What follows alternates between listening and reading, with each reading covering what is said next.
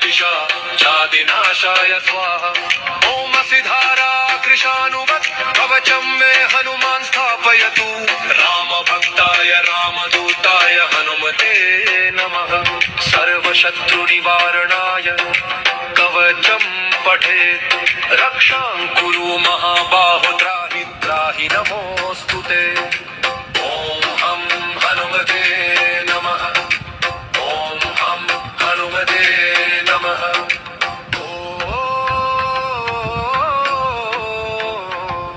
ॐ अञ्जनीगर्भसम्भूतमारुतात्मजमुत्तमम् श्रीरामप्रियं भक्तं वन्दे लङ्काभयङ्करम्।